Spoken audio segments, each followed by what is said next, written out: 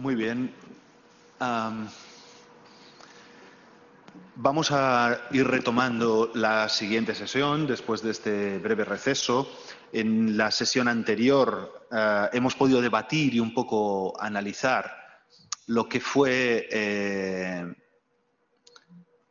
la realidad, sobre todo del año 2019 o a caballo entre 2019 y 2020 hasta que vino la nueva realidad.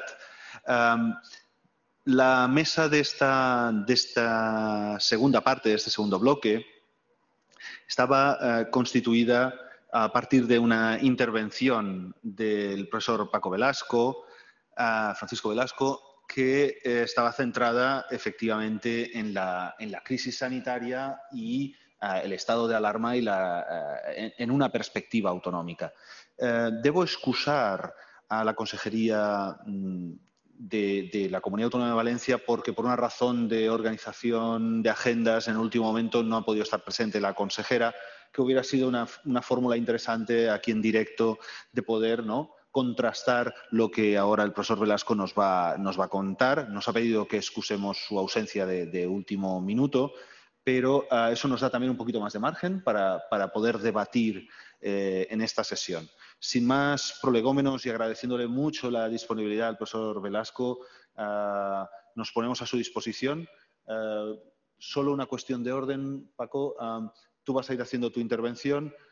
Como está televisado, la pantalla, el PowerPoint que nos has puesto, lo irán viendo los asistentes también, junto a tu intervención, y alguien del equipo de coordinación estará pasándolo. Te rogaría que vayas dándole instrucciones de que pase la página cuando toque o en la siguiente página pone esto. Tú mismo. Muchas gracias. Muy bien, gracias. Es un honor estar aquí hoy en este contexto un poco especial. Había estado aquí hace algunos años y estaba lleno de seres humanos. Pues hoy nos ha tocado esto, vernos por pantallas. Y estoy muy agradecido de la invitación del Observatorio de Derecho Público, porque para mí el informe es una vida en paralelo, una vida académica en paralelo. Yo he crecido con el informe y, por tanto, muchas de las cosas que hoy puedo decir forman parte de esos escalones de mi vida académica que ha marcado el informe. Y bueno, yo me voy a centrar hoy en algo que no está propiamente, porque el informe es un análisis sobre lo que pasa en un año, y yo lo que voy a traer es una perspectiva de lo que está pasando en este año que todavía no ha terminado. Y también llamo la atención sobre que lo que yo voy a hacer, evidentemente, es un análisis que no puede estar terminado, que se está haciendo en un tiempo real en el que todavía están cambiando las cosas y, por tanto, es una primera perspectiva de lo que puede estar pasando. Voy a ir haciendo señales, si os parece bien, con la mano, así, y cuando yo haga una señal con la mano pasáis, porque además, como la presentación tiene animación, pues a veces dentro de una misma diapositiva tiene que pasar de un párrafo a otro. Entonces, por ejemplo, hago así y entonces ya pasamos, ¿no? Eso es. Entonces, ahora veréis que voy levantando la mano y eso ya indica los pasos. Bueno, lo primero que quería comentar es 3 lecciones que hemos aprendido durante todo este tiempo. La primera, que no es lo central de todo este tiempo, sobre todo, y frente a las apariencias, durante el estado de alarma, lo central no ha sido la cuestión de los derechos fundamentales, pese a las apariencias. Lo central ha sido la distribución del poder, y eso es lo que ha dado verdadero sentido al estado de alarma. Segunda lección, en situaciones de emergencia sanitaria el sistema competencial es muy flexible y vamos a ver cómo se ha ido moldeando a lo largo de los últimos 7 meses. Tercera lección, la eficacia estatal no depende del mando único o del mando federalizado, depende de cómo sea este, de cuáles son las estructuras que permiten el funcionamiento del Estado, y ha habido estados muy centralizados que han fracasado en la lucha contra la pandemia y ha habido estados federales, muy federales, que han tenido un éxito notable en la lucha contra la pandemia. Por tanto, no es el eje de análisis mando único o estructura federalizada. Bueno, en esto lo que os quería mostrar aquí justamente es al inicio de todo este periodo se habían planteado las 2 grandes cuestiones constitucionales que se habían planteado, es la de los derechos fundamentales, en concreto si se podían restringir o no y en qué medida, y de qué forma los derechos fundamentales, y la segunda, la distribución territorial del poder, en qué medida se mantenía o se producía una fuerte concentración. Bueno, lo que yo creo que hemos visto es que la cuestión de los derechos fundamentales ha perdido protagonismo y al final se ha subsumido en la cuestión de la distribución territorial del poder. ¿Por qué digo esto? Porque al final, después de muchos meses y después de muchos puntos de vista y de muchas resoluciones jurisdiccionales, lo que hemos visto es que lo importante en relación con los derechos fundamentales es si las restricciones tenían que hacerse por estado de alarma, es decir, mediando una declaración de estado de alarma, o en su caso hacía falta ley orgánica para autorizar restricciones en limitaciones a derechos fundamentales como la libertad de circulación o el derecho de reunión.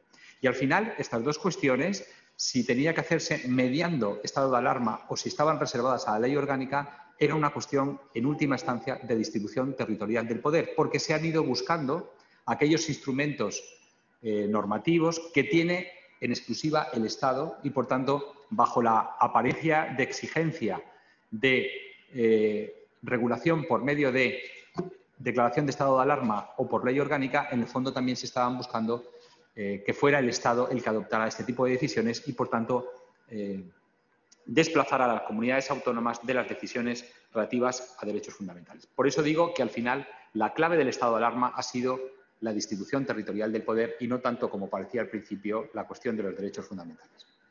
Decía al principio también, como lección aprendida, que hemos descubierto que nuestro sistema constitucional es posiblemente más flexible de lo que nosotros mismos habíamos pensado o podríamos haber asegurado. En primer lugar, porque se ve el peso que tienen en nuestro sistema ciertas competencias del Estado que son competencias para la definición del propio sistema competencial. Esto no es una novedad absoluta, pero sí ha ganado un gran peso en este tiempo. Tenemos como el artículo 116 de la Constitución, el que prevé y autoriza la declaración de estado de alarma, ha generado una competencia universal del Estado. Una vez declarado el estado de alarma, el Estado se convierte en omnicompetente para tomar todo tipo de decisiones. Luego veremos en qué términos. Pero vemos cómo una decisión que toma el Gobierno del Estado redefine el sistema competencial porque apodera al propio Estado para tomar múltiples decisiones. En segundo lugar, un título competencial que tiene peso, sobre todo en los últimos 2 meses, importante durante la pandemia, es el artículo 149.1.16 de la Constitución, el que otorga al Estado la competencia sobre bases y coordinación de la sanidad.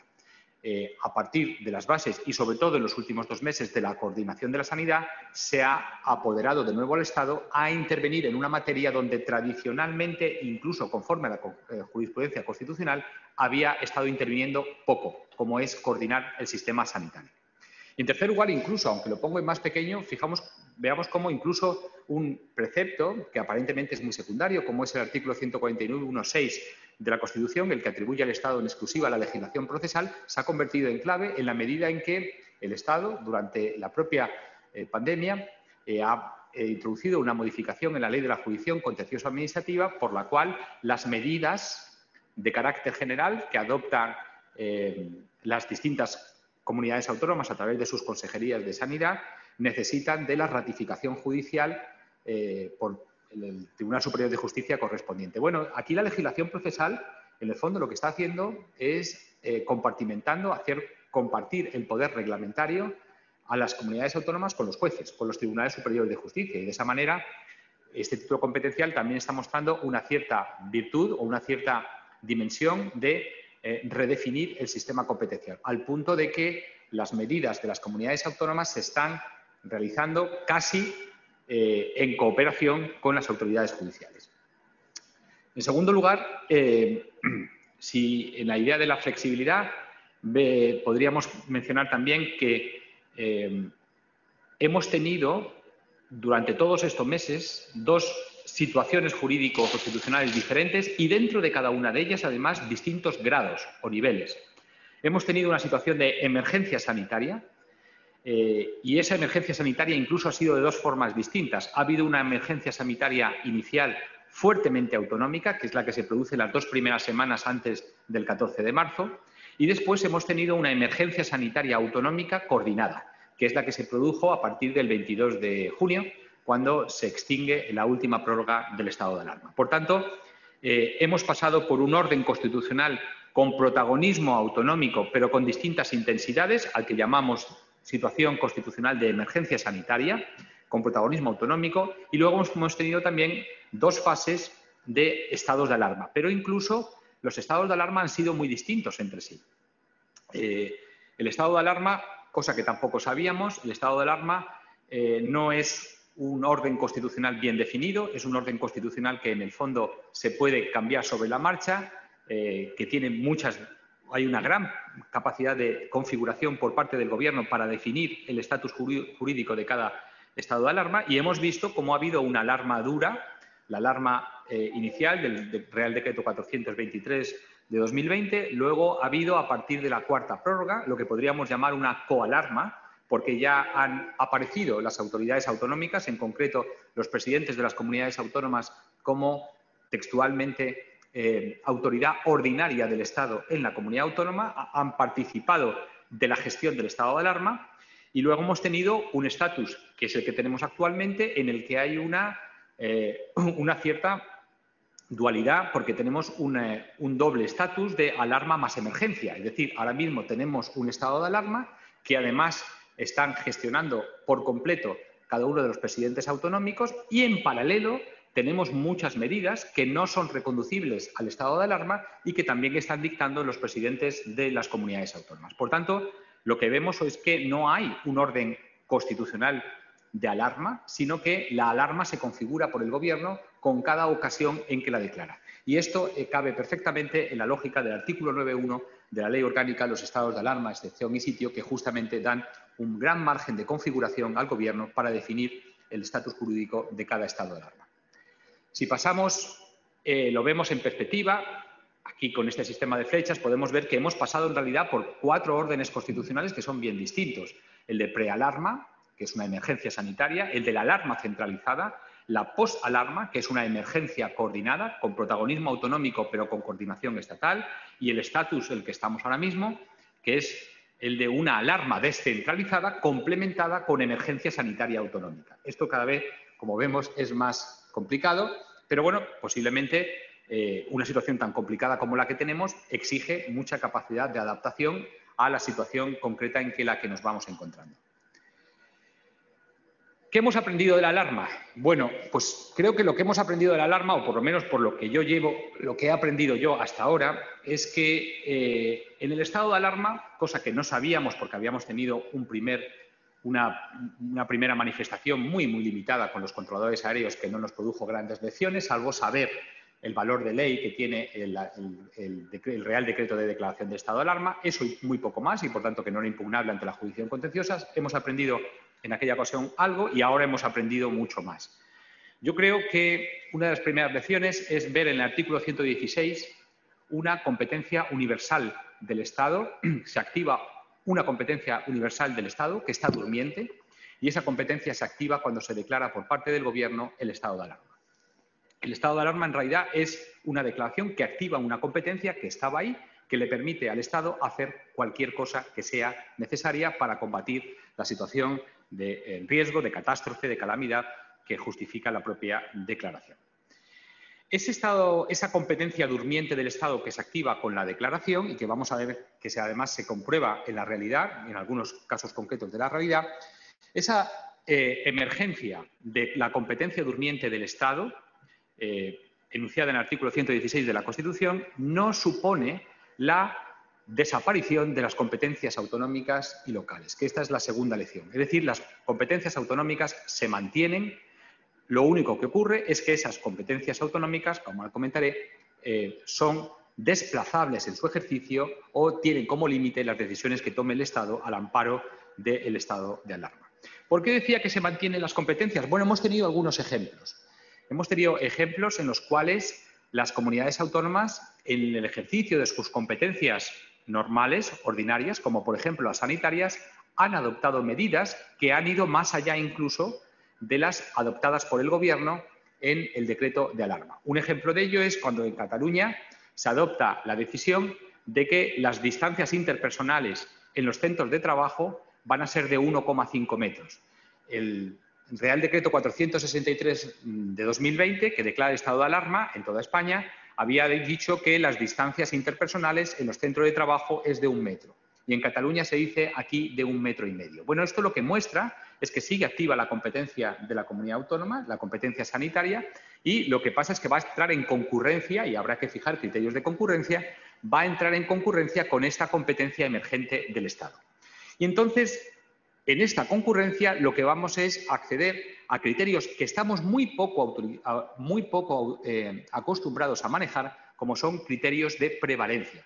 Nosotros hemos montado durante 40 años de jurisprudencia constitucional, hemos montado el sistema de comunidades autónomas fundamentalmente sobre el criterio de la competencia, de la titularidad de la competencia y el carácter excluyente de una competencia respecto de una actividad paralela que pudiera hacer el Estado o la comunidad autónoma. Por tanto, hemos montado un sistema muy competencial y muy poco dado a las concurrencias y, por tanto, a las prevalencias que marcan los criterios de ejercicio de las competencias concurrentes. Pero ahora hemos descubierto la prevalencia. ¿Y qué es lo que hemos visto aquí? Bueno, que las comunidades autónomas siguen siendo competentes en sus materias, pero como ha emergido una competencia universal concurrente del Estado, en aquellas materias, en aquellos aspectos donde el Estado toma una decisión, desplaza todas las decisiones normativas o resolutivas que puedan aceptar las comunidades autónomas. Pero solo las desplaza, no las impide. Es decir, allí donde el Estado toma una decisión, como no ha desaparecido la competencia autonómica, por ejemplo sanitaria, la comunidad autónoma puede seguir adoptando otras medidas complementarias siempre y cuando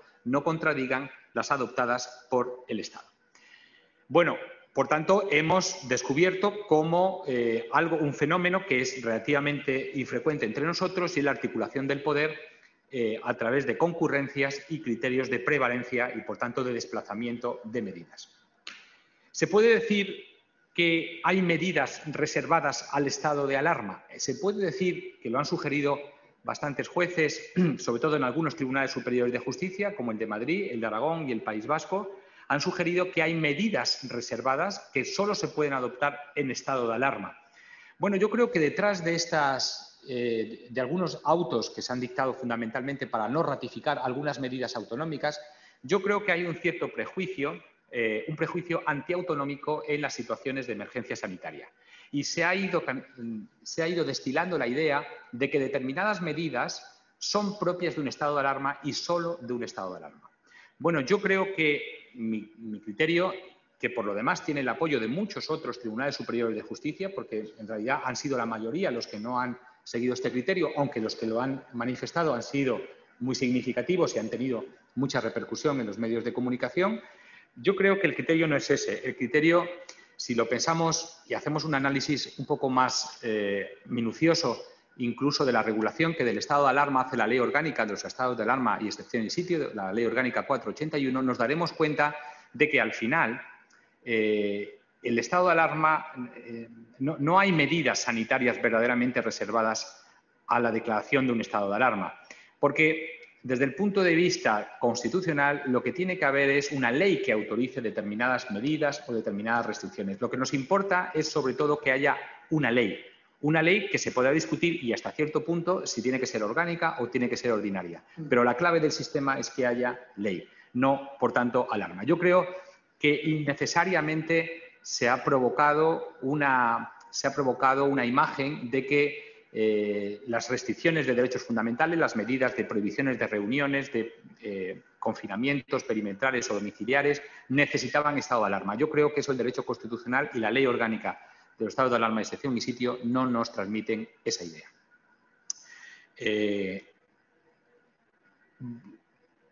Sigo insistiendo en la idea de cómo ha ido esta idea de la concurrencia, de cómo en realidad no han desaparecido las competencias autonómicas, sino que han emergido una durmiente del Estado, y lo pongo con otro ejemplo muy claro, que es el confinamiento de Igualada. El confinamiento de Igualada en Cataluña se decide, antes de la declaración del estado de alarma, se decide por la Consejería de Interior del Gobierno catalán, pocos días antes de la declaración del estado de alarma, y lo que ocurre después es que el Gobierno declara el estado de alarma. Y al declarar el estado de alarma, a los pocos días, lo que hace es dictar una orden que ahora la dicta el ministro de Sanidad, en la cual textualmente dice: se confirma el confinamiento acordado por la Consejería de Interior de la Generalitat de Cataluña. Fijaos, porque tiene su importancia el ejemplo, porque se ve que aquí no estamos ante la competencia de uno o de otro. Aquí lo que se muestra claro es que inicialmente el Gobierno catalán, a través de su consejero, había, en ejercicio de las competencias autonómicas sobre sanidad, había tomado una medida de confinamiento, se declara el estado de alarma y el apoderamiento general que recibe el Gobierno y, en concreto, el ministro de Sanidad, con la declaración del estado de alarma, le permite ejercer él esa misma competencia. Es decir, va a decidir lo mismo, a tal punto va a decidir lo mismo que lo que hace es expresamente confirmar la decisión del consejero, es decir, hacerla propia. Por tanto, se ve que no hay una distinción de que uno estaba ejerciendo una competencia y otro otra, sino que hay dos competencias que concurren, una, la general ordinaria de sanidad, y otra emergente, que es la que aparece con la declaración del estado de alarma. Y luego, incluso, es el propio ministro de Sanidad el que, a propuesta de la Generalitat de Cataluña, levanta el confinamiento. Por tanto, vemos cómo se han producido, más que una desaparición de la competencia autonómica, lo que ha hecho ha sido aparecer una competencia estatal universal que actúa sobre materias que hasta ese momento se estarían ejerciendo competencialmente por la comunidad autónoma. Además, y ahora lo vamos a ver, es un esquema ya un poquito incluso más complejo, vamos a ver cómo las decisiones que se han tomado durante la pandemia han actuado a través de vasos comunicantes, es decir, las medidas. Esto en general en todo el mundo ha sido igual, es decir, las medidas que se han tomado en todo el mundo han sido casi todas iguales, con matices, con grados, con intensidades, pero han sido muy parecidas, y también dentro de España. Y vamos a ver cómo las mismas medidas han ido pasando por regímenes jurídicos distintos. Han pasado por un régimen de prealarma, a uno, ahora lo veremos, de alarma, de posalarma y de nueva alarma. En la prealarma, en el primer estado, que es el que ya aparece en pantalla, en el primer estado, las comunidades autónomas fueron las primeras que adoptaron medidas de emergencia, incluidos los cierres comerciales y los confinamientos perimetrales en algunas comunidades autónomas, País Vasco, Cataluña, Murcia, Extremadura. Se tomaron los primeros confinamientos perimetrales. Y llamo la atención sobre esto, porque luego se ha negado que esto fuera competencialmente posible. Lo cierto es que antes del 14 de marzo varias comunidades autónomas ya habían decidido lo que luego se ha negado que fuera una competencia autonómica viable. Una vez que pasa el estado de alarma, se declara el estado de alarma, pasamos a una nueva situación competencial en la que vemos cómo las medidas que inicialmente una parte importante de las medidas que inicialmente habían tomado las comunidades autónomas en ejercicio ordinario de sus competencias, ahora se contienen o bien en el propio decreto que declara el estado de alarma o bien en las órdenes ministeriales que van dictando las llamadas autoridades delegadas del Gobierno en el estado de alarma. Es decir, los mismos confinamientos o los mismos cierres o los mismos órdenes de teletrabajo que se contenían en las órdenes autonómicas, ahora se contienen en el decreto de alarma. Por tanto, la medida es la misma, pero pasa de un régimen jurídico ordinario a un régimen jurídico extraordinario como es el del estado de alarma. Y además, en el mismo orden, se ve cómo no solamente, y esto también es algo que tiene interés analizar, durante el estado de alarma, el que tuvimos en marzo y el que tenemos ahora, no todo lo que se hace por parte del Gobierno durante el estado de alarma tiene régimen jurídico de alarma. Hay que diferenciar porque al mismo tiempo que se dictó el decreto 463 de 2020, se dictaron muchos reales decretos leyes por parte del Gobierno que pretendían atender a las necesidades económicas y sociales que derivaban de la situación de emergencia sanitaria. Esos reales decretos leyes, que fueron muchos, no se dictaban en régimen de alarma y, por tanto, no tenían el régimen constitucional de excepción que era propio de las medidas de alarma. Por tanto, a estos reales decretos leyes se les ha de aplicar el mismo régimen constitucional que si no hubiera un estado de alarma. Por tanto, no todo lo que se dicta por parte del Gobierno o los ministerios vigente un estado de alarma se dictan en régimen de alarma, sino que el régimen constitucional sigue vigente en todo aquello que no sean las medidas estrictamente necesarias para combatir la causa que justifica la declaración de estado de alarma. Pasamos a la posalarma, se acaba la última prórroga del estado de alarma y pasamos a lo que podríamos llamar, que fue el verano, desde el 22 de junio, que fue el estado de posalarma.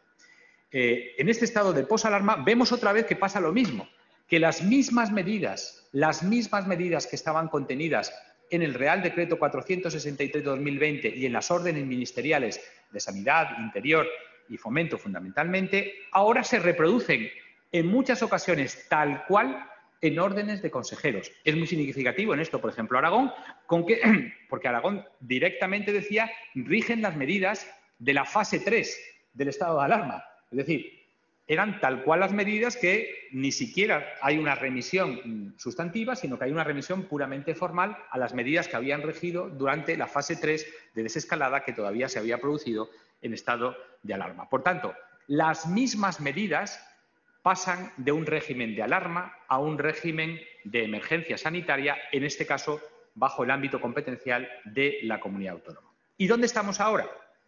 Pues ahora, en la última situación, estamos en la nueva alarma, que tenemos que se diversifica otra vez el régimen jurídico.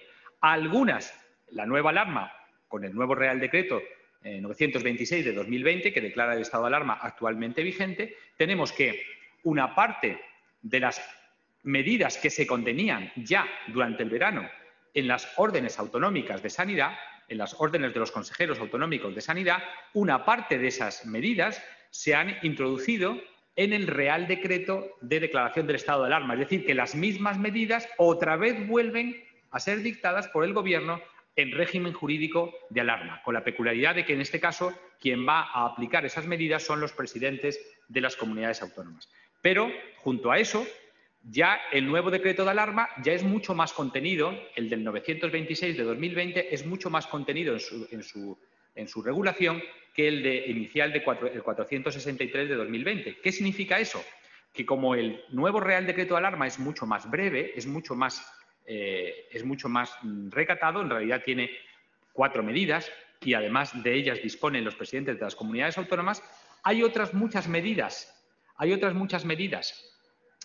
que estaban inicialmente en el primer decreto de alarma, que luego pasaron a las órdenes de consejería y no han pasado al nuevo Real Decreto de alarma. Y esas las siguen dictando los consejeros o los presidentes de las comunidades autónomas en ejercicio de sus competencias ordinarias.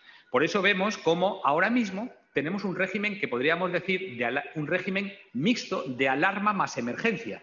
Cuando hablo de alarma decretada por el Gobierno. Cuando hablo de emergencia, hablo de ejercicio de competencias sanitarias autonómicas. Ahora mismo tenemos que la regulación de la movilidad, el toque de queda y los máximos de reuniones de personas son decisiones que están contenidas en el Real Decreto de alarma, pero tenemos en paralelo otras muchas medidas que están dictando las comunidades autónomas, a veces los presidentes autonómicos, a veces los consejeros de sanidad, que incluyen otras muchas medidas como horarios comerciales, cierres de comercio, aforos, etcétera, etcétera, etcétera. Y estas ya no se están dictando en régimen de alarma, sino que se están dictando en ejercicio ordinario de la competencia. Por tanto, yo no sé si ya los que me estén oyendo se han perdido, pero vemos cómo el catálogo de medidas siempre ha sido el mismo. Lo que pasa es que inicialmente algunas las dictan las comunidades autónomas, luego las acoge por entero el Estado, luego el Estado desaparece de la escena y ocupa todo el protagonismo de las comunidades autónomas, luego vuelve otra vez el Estado, pero ya vuelve de una manera distinta. Vemos, por tanto, cómo hay una enorme adaptación del sistema a las necesidades de cada momento y detrás de esto lo que hay también son adaptaciones competenciales.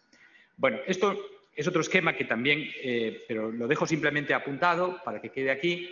En la siguiente diapositiva apuntaba cómo hay una idea que yo creo que hay que trabajar más y que creo que lo explica bien, y es que durante los estados de alarma vivimos con 2 ordenamientos en paralelo. Estamos viviendo 2 ordenamientos en paralelo que tienen una articulación interna cada uno de ellos y uno prevalece sobre el otro.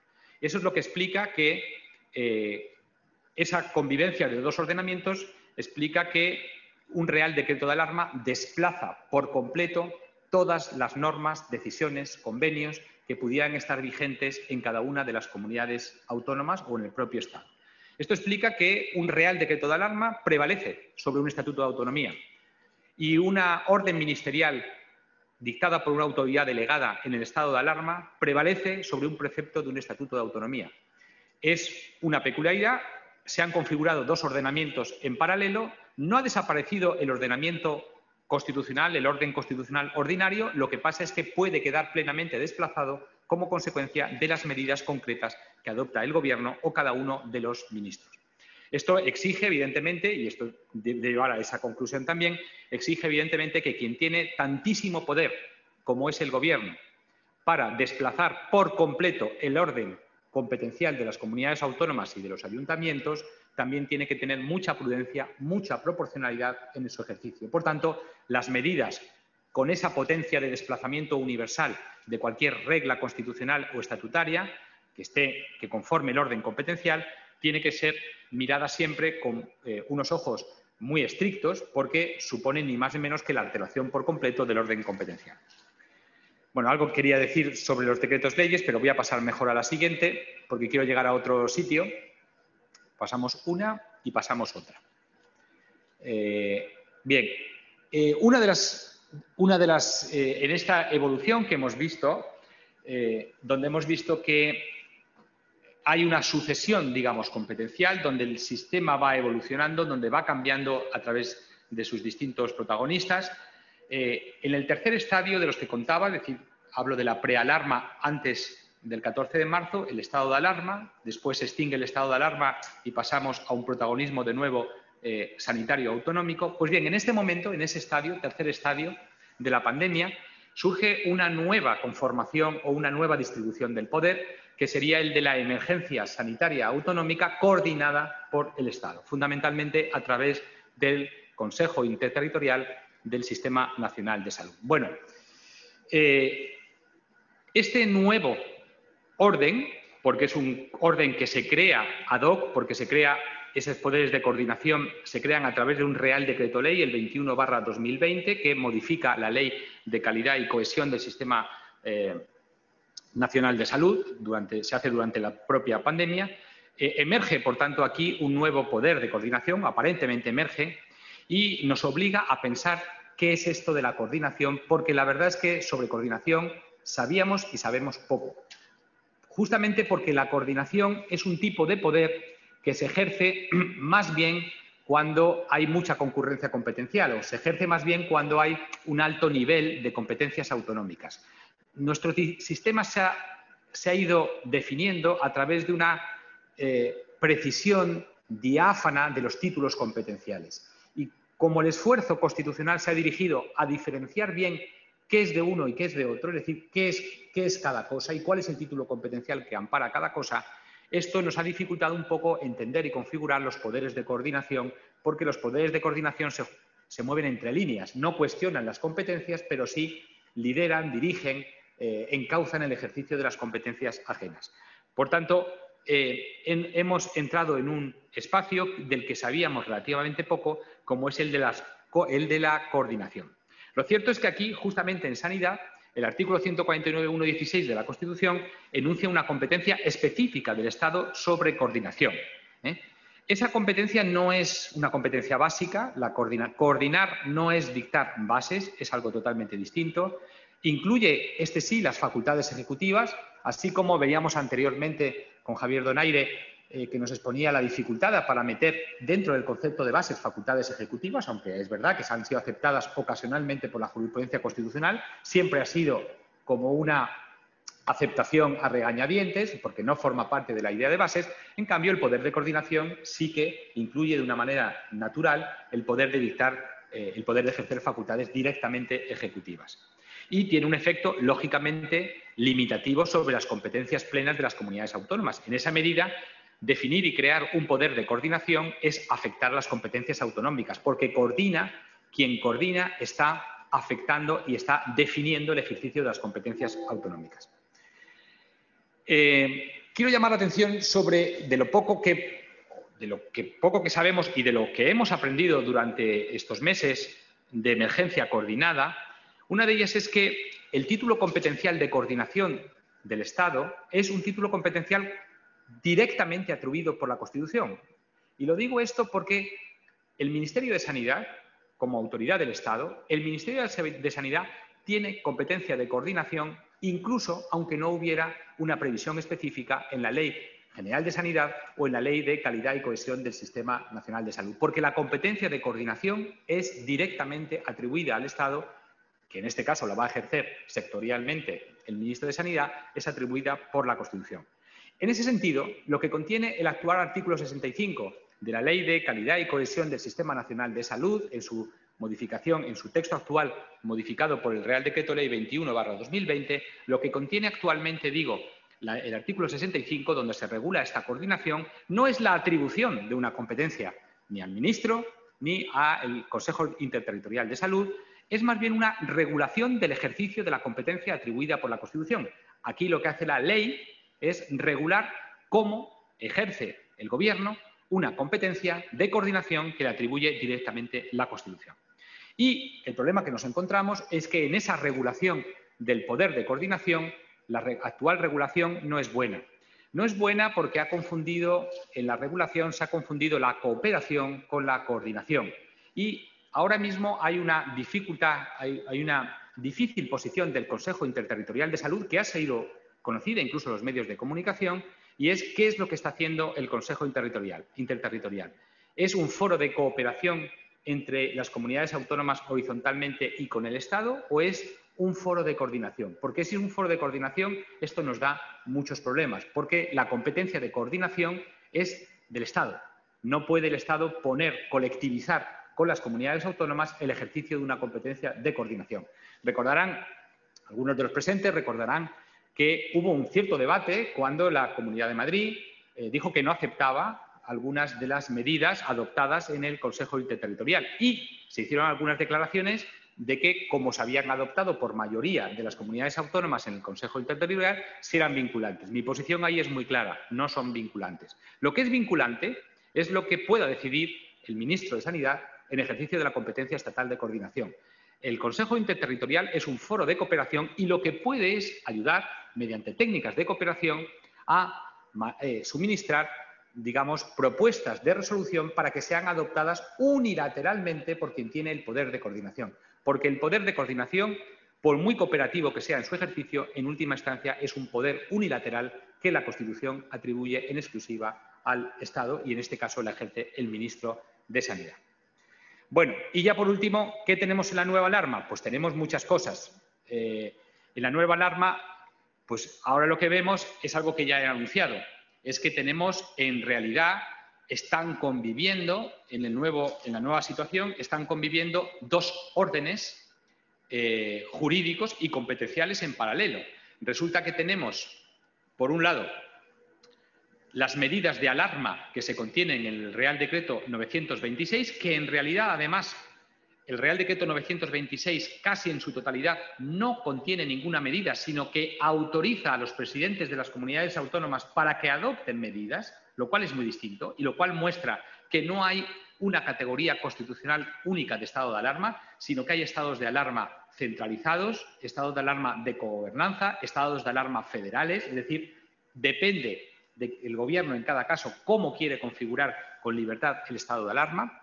Y ahora mismo lo que tenemos son unas cuantas medidas de alarma autorizadas, aunque no decididas por el Gobierno, y en paralelo tenemos un montón de medidas que complementan las que se contienen en el decreto de alarma, las que autoriza el decreto de alarma, pero que se están dictando por las comunidades autónomas en ejercicio de sus competencias. Lo que os pongo aquí es un ejemplo real, que es el ejemplo de un decreto del Lehendakari, creo que es de 28 de octubre, en el cual, a través de sus 4 artículos, se dicen, primero se contienen 3 medidas, artículo 1, artículo 2 y artículo 3, que se refieren al horario nocturno, a la salida y entrada del territorio de la Comunidad Autónoma del País Vasco y a la limitación de grupos de personas en los espacios públicos y privados. Eso lo dicta el Lehendakari, ese decreto del Lehendakari lo dicta como autoridad ordinaria del Estado en el País Vasco. Para ser claros, esas medidas las dicta el Lehendakari por delegación del Gobierno a través del decreto de alarma. Y lo hace en el mismo decreto, el artículo 4 ya dicta muchas otras medidas que ya no tienen régimen de alarma y donde no se está ejerciendo una competencia delegada por el Gobierno, sino que se están ejerciendo, pues estoy hablando de las discotecas, los parques, las actividades cinegéticas, las piscinas, etcétera, etcétera, mercados, actividad educativa, velatorios, entierros, medidas de cautela, cribados de PCR, todas esas otras medidas se ejercen, se están dictando en ejercicio de la competencia ordinaria, estatutaria, sobre sanidad del Gobierno vasco, aunque en este caso se están dictando y eso tiene más que ver con una regulación interna de las emergencias en el País Vasco, se están dictando por el Lehendakari. Bueno, estas son, por tanto, mi visión provisional, porque estamos dentro de un estado de alarma, y es mi visión de cómo ha ido evolucionando desde el punto de vista competencial toda la respuesta del Estado ante la pandemia. Muchas gracias por su atención. Muy bien, muchas gracias, profesor Velasco. Tenemos unos minutos. Voy a pedirle a la doctora Caicedo que haga un poco recopilación de las preguntas que pueden haber surgido por el chat y también o que pueda dar la palabra si hay algún interviniente que quiere directamente formularla él o ella. ¿De acuerdo? Sin más, Natalia, tú misma. Bueno, ¿me escucháis? Supongo que sí.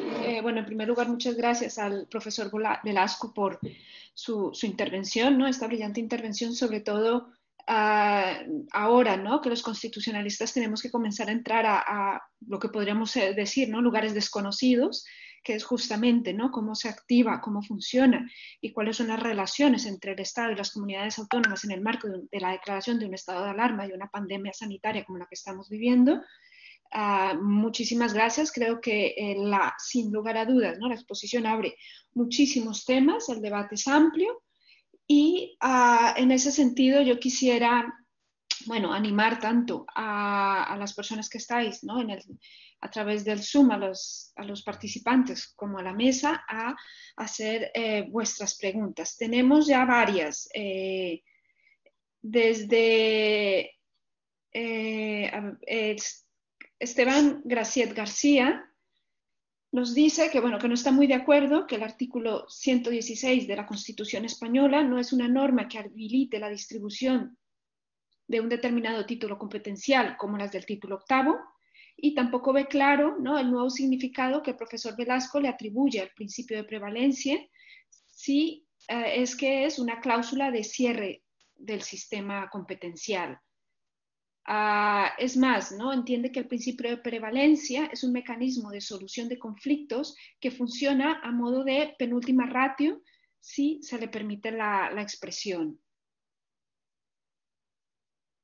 Esta sería una de las preguntas. También el profesor Javier Donaire felicita al profesor Velasco, bueno, por la exposición y pregunta que a su juicio nos dice que pertenece al bloque de la constitucionalidad, se pregunta, ¿no? Pertenecen al bloque de la constitucionalidad del artículo 116 de la Constitución, la Ley Orgánica 481 y el Real Decreto de Declaración o Prórroga del Estado de Alarma, formarían parte, ¿no? Del denominado bloque de la constitucionalidad. Y la tercera pregunta, también formulada, ¿no? Por otra profesora, la profesora Amalia Pascual, nos dice, pregunta si las medidas restrictivas de derechos fundamentales no se reservan al estado de alarma, previsión en ley ordinaria o ley orgánica. Si os parece, procedemos, ¿no? A estas tres preguntas y posteriormente podemos seguir el debate. Doy paso al profesor Velasco. Gracias. Bueno, en algunos casos pues son evidentemente posiciones distintas. Yo puedo intentar convencer de alguna, porque también yo estoy ensayando. Es decir, sobre todo lo primero, esto que comenta Esteban García, bueno, comenta que no está muy de acuerdo en que aquí haya técnicas de prevalencia. Bueno, la prevalencia, como sabemos, en la Constitución ha tenido un encaje o ha tenido un recorrido muy tortuoso. No hemos nunca sabido para qué servía esto de la prevalencia. Hay gente que ha defendido que solamente se producía en determinados contextos muy concretos, con algunos títulos competenciales concurrentes y, para ser claros, solo el de cultura, que es el único que es plenamente concurrente, porque se negó también inicialmente que las relaciones entre las leyes ordinarias y las leyes básicas, o las leyes básicas de la Ley de Desarrollo Autonómica, se articularan a través de criterios de prevalencia. Es decir, la prevalencia no hemos sabido qué hacer con ella desde el principio en el sistema constitucional. Y creo que eso se explica por una razón, porque los sistemas que los sistemas que se asientan mucho sobre la distribución rígida de las competencias, sobre una distribución plena del poder a base de títulos competenciales, reconocen poco espacio para las concurrencias. Claro, cuando se delimitan mucho las materias, las concurrencias son menores y, por tanto, la prevalencia, que es una típica técnica de articulación de competencias concurrentes, tiene muy poco recorrido, porque donde no hay concurrencias no hay prevalencia. Y como nuestro sistema se ha construido sobre todo sobre la definición de espacios competenciales y ha aceptado pocas concurrencias, la prevalencia ha quedado marginada. Bueno, yo lo que comentaba aquí es que, intentando dar un sentido constitucional a lo que ha ocurrido, digo, ¿de qué manera, cómo podemos explicar que de repente el Estado irrumpa en un espacio competencial previamente definido, plenamente definido por los estatutos y la Constitución, y el Estado hace de todo? El Estado no pregunta de quién es la competencia de cada uno. El Estado está dictando medidas, las que considera oportunas, al amparo del poder que le da el 116. Pues yo lo que digo es, esto es una típica competencia concurrente universal. Hago yo de todo y me puedo meter en las materias de todo. Y si esto es así, entonces lo que se activan ya no son técnicas de definición competencial, que es en lo que hemos estado los últimos 40 años, es decir, si te has excedido de tu competencia o no te has excedido de tu competencia, sino reconozco la que tienes la competencia y tu ejercicio de la competencia se va a medir en términos de prevalencia. Va a prevalecer sobre el ejercicio de la competencia de otros. Fijaos que en eso estamos entrando en una lógica muy propia de los estados federales anglosajones, fundamentalmente Estados Unidos, que la preemption norteamericana ocupa todo el espacio. Y estamos entrando también en el espacio de la Unión Europea, que es donde la primacía del derecho europeo presume altísimos niveles de concurrencia competencial. Por eso, esto no es propio, esto es algo que hemos descubierto y no es propio de nuestro sistema, porque nuestro sistema es muy competencial y muy ajeno a las concurrencias, pero aquí no tenemos más remedio que reconocer que la prevalencia es, al menos a mi juicio, la que ocupa un papel prioritario. La segunda cuestión, sobre si la Ley Orgánica 481 y el propio Real Decreto de Alarma 463 o el actual, el 226, forman parte del bloque de la constitucionalidad. Pues, Javier, yo diría que yo aquí mismo, no solamente yo mismo he cambiado mi postura aquí, porque en algún momento pensé que sí y ahora me he dado cuenta de que no, de que esto no es, porque el bloque de la constitucionalidad fundamentalmente, en la construcción original de Rubio Llorente, nos servía para tener canon de constitucionalidad cuando haya que enjuiciar medidas. Y yo creo que esto no es así. Yo creo que ahora lo que creo es que el artículo 16 contiene una reserva de ley orgánica para definir la estructura del estado de alarma, es decir, para definir institucionalmente, para hacer el desarrollo frontal, que diría en la jurisprudencia constitucional, para hacer la regulación frontal, estructural, institucional del estado de alarma. Y cada uno, después de los reales decretos de alarma, lo que va a hacer es actuar en ese espacio institucional. Pero ni cada real decreto de alarma, que de acuerdo con el Tribunal Constitucional, en la sentencia 83-2016, creo que es, de acuerdo con la propia jurisprudencia constitucional, cada uno de los reales decretos de alarma tiene valor de ley. Y, por tanto, en la medida en que tiene valor de ley, está en una relación de reserva procedimental respecto de la ley orgánica que regula institucionalmente o con carácter general los estados de alarma, excepción y sitio. Quiero decir con ello que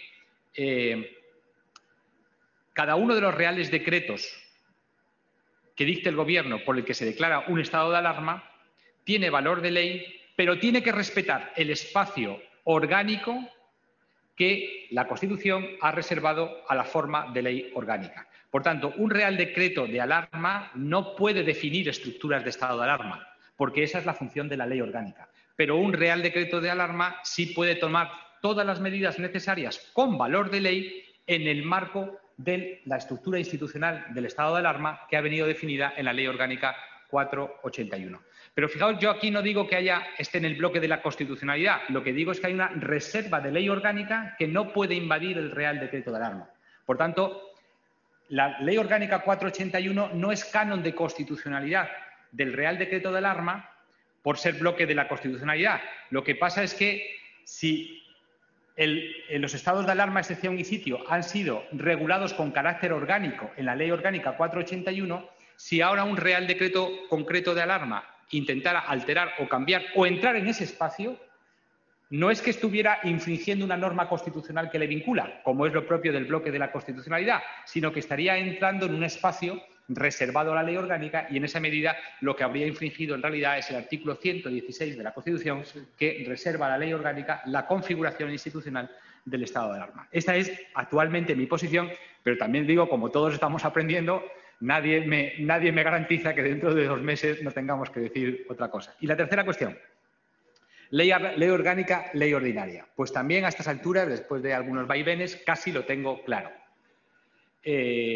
Bueno, vamos a la jurisprudencia constitucional de cuál es la reserva de ley orgánica en materia de derechos fundamentales, la que articula el artículo 81 de la Constitución, que reserva a la ley orgánica el desarrollo de los derechos fundamentales y que sabemos que tiene su contrapartida en el artículo 53.1 de la propia Constitución, cuando dice que la ley regulará, la ley sin más, por tanto, la ley ordinaria, regulará el ejercicio de los derechos fundamentales. Bueno, si vamos a 2 sentencias que son clave, para mí, la primera, la sentencia de 2000, no recuerdo exactamente el número ahora, pero bueno, Manuel Medina se acordará porque es la de protección de datos. ¿Cuál es la sentencia?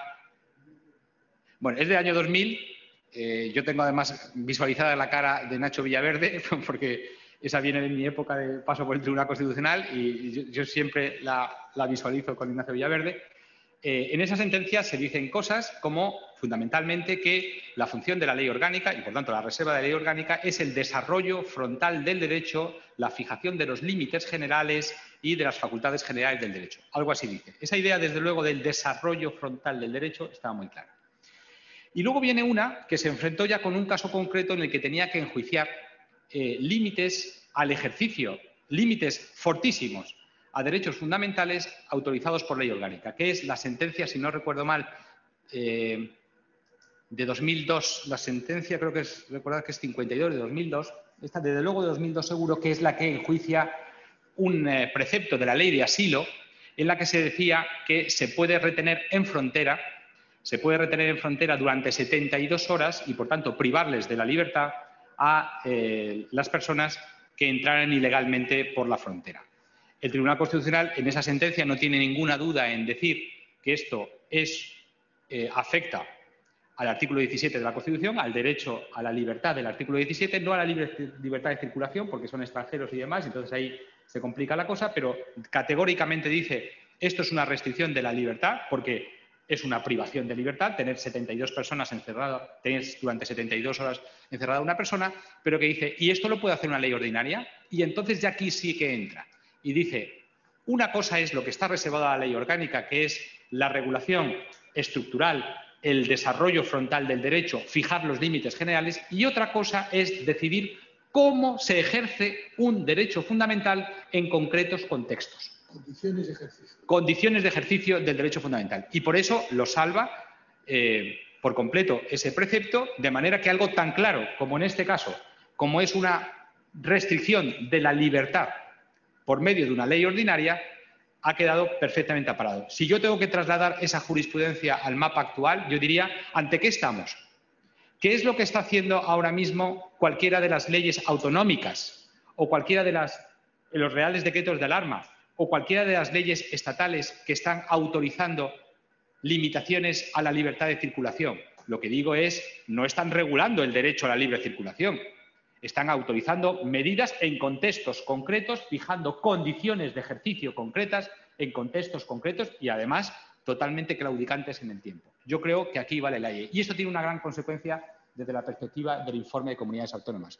Y es que, no habiendo reserva de ley orgánica, las autorizaciones para dictar medidas de emergencia las pueden adoptar las comunidades autónomas. Y permíteme la última cosa y digo, por cierto, esto ya es así.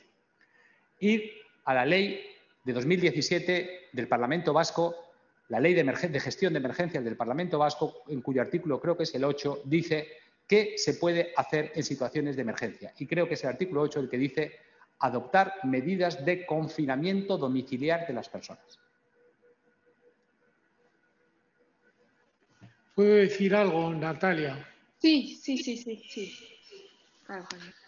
Bueno, yo primero quiero dar la enhorabuena a Francisco Vilasco, que ha estado brillante, como siempre. Comparto casi todo lo que ha dicho, este esfuerzo por sistematizar lo que hemos aprendido, porque las instituciones sin experiencias no sabemos lo que son.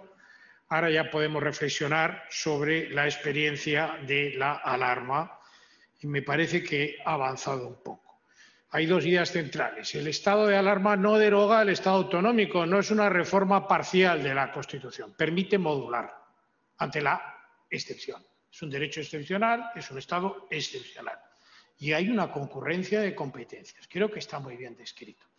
Me parece que se puede hablar de prevalencia porque hay una preemption of the field, una ocupación del terreno. Es que cuando el Estado dicta medidas sanitarias, las medidas de sanidad autonómicas quedan limitadas por las bases, por la coordinación y por la alarma. Es una modulación, no una derogación, pero una modulación que puede ser muy extensa. ¿Se parece a una nueva prevalencia? Yo creo que sí. No me gusta tanto la palabra competencia universal, que se maneja, él sabe mejor que yo, en el tema local, la competencia universal local, porque no es que el Estado tenga competencia universal, me parece peligroso. Creo que tiene una competencia excepcional y provisional, mientras dure la emergencia, limitada en el tiempo. Casi, no sé, pienso una palabra, una terminología. No me gusta tanto competencia universal porque me parece muy extensivo, pero la idea está bien explicada, podría ser competencia excepcional o temporal. La segunda idea muy buena es que son compatibles estado de alarma y legislación sanitaria, algo que muchos jueces sorprendentemente no entienden cuando atribuyen el monopolio de las medidas de confinamiento al estado de alarma. ¿Pero dónde se sacan eso? La ley puede restringir derechos fundamentales, punto. La ley estatal y la ley autonómica, cuando haya competencia autonómica. Y hace mucho tiempo, en muchas sentencias, que el tribunal ha dicho que una cosa es la reserva de ley orgánica para el desarrollo global o parcial, y otra cosa son las condiciones de ejercicio. También de acuerdo. Por supuesto que las comunidades autónomas que tienen competencia en materia de sanidad, como no se derogan sus competencias y los estatutos sí son bloque de la constitucionalidad, los estatutos no desaparecen, puede dictar leyes que restrinjan derechos. Algo que sorprendentemente muchos TSJs no han visto. De acuerdo también en esto e insisto. Creo que también es correcto que la ley orgánica del estado de alarma no es bloque de la constitucionalidad y que si se vacía el contenido de la ley orgánica del estado de alarma, se vacía la reserva. Ese análisis es correcto. Y te hago varias preguntas. Bueno, añado una cosa. Es muy importante el control parlamentario. Yo creo que es lo más importante, porque efectivamente hay un control judicial de la proporcionalidad y del daño. Hay una responsabilidad de los poderes públicos. Todo ese montón de decretos y órdenes que nadie tenemos en la cabeza, probablemente habrá habido exceso y daño, y tiene que haber responsabilidad. Pensando que no estamos en una situación de libertad, que estamos en una situación de sujeción, un deber constitucional de colaborar. Pero bueno, control parlamentario, porque lo esencial del estado de alarma es el inmediato control parlamentario. Eso es un rasgo que te añado. Ya no hablo más, pero me parecía interesante que pensáramos. Te hago tres preguntas concretas y me contestas a la que quieras. No te contesto porque estamos de acuerdo, Javier. Porque... No, digo a las preguntas. Vale. Porque te estoy matizando. Hasta aquí nada, sí. Estamos totalmente de acuerdo. Simplemente te he matizado. Sí. Primero, la autorización judicial es correcta, porque yo creo que viola la división de poderes. Una cosa es que la ley de la jurisdicción contencioso, que estaba en el artículo 8, se pidiera una autorización judicial para medidas individuales, y otra cosa es que cuando las comunidades autónomas dicten un reglamento, los jueces deban revisar el reglamento. ¿Pero esto qué es? ¿Reglamentos autorizados? ¿Esto tiene sentido que el TSJ diga si se puede salir de casa para ir al notario y no se puede salir de casa para ir a la barbería? Yo no lo veo. La reforma del 2020 creo que viola la división de poderes y se podía haber aplicado la ley de medidas de sanidad sin autorización judicial. Pregunto. Segunda pregunta. ¿No vendría bien añadir a la ley orgánica del 86 alguna línea en que se diga claramente que se pueden dictar medidas de confinamiento sin autorización judicial? Tocar eso un poco, esa es conectada a la primera. Por último, y supongo lo que vas a decir, hay mucha gente que está diciendo que la última alarma es inconstitucional. porque la interpretación que hace no estaba en la ley orgánica del estado de alarma. Esto de un Estado que dicta medidas, pero quedan condicionadas a su eficacia a lo que digan las comunidades autónomas. Esto hay quien cree que viola el estado de alarma tal como está regulado en la ley orgánica. Yo creo que no. ¿Tú crees que es constitucional este último modelo? Me parece que se deduce de lo que has dicho, pero quizás es bueno que lo aclares. Están claras las tres preguntas, ¿no? Muy bien.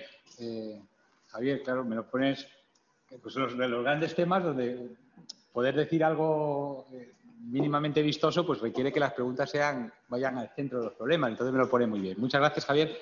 Lo primero, voy a ser telegráfico. La autorización judicial no me gusta. La autorización judicial no me gustó en su formato original en el artículo 8.6, párrafo segundo de la Ley de Jurisdicción Contenciosa, ni me gusta cómo ha quedado en la reforma judicial. Creo que ha sido una evolución no querida, como tantas cosas, porque hemos tenido que ir muy rápido, el que hayamos aceptado de una manera poco combativa el que primero los jueces y luego los tribunales superiores de justicia se tuvieran que pronunciar en 48 horas sobre medidas de la complejidad, además, y de la repercusión y de la legitimidad que exige, que es propia de un gobierno. Eso no está bien definido. Ahora bien, ahora mismo la ley lo dice, ahora mismo está muy claro que el artículo 18 de la Ley de la Jurisdicción Contenciosa Administrativa prevé la ratificación judicial de las medidas que se dicten durante el estado de alarma, y eso lo ha dicho una ley. Y, por tanto, como hay una ley, lo único que se puede hacer es, como ha hecho, por cierto, la Sala de lo Contencioso Administrativo del Tribunal Superior de Justicia de Aragón, plantear cuestión de inconstitucionalidad ante el Tribunal Constitucional porque la ley dice lo que dice.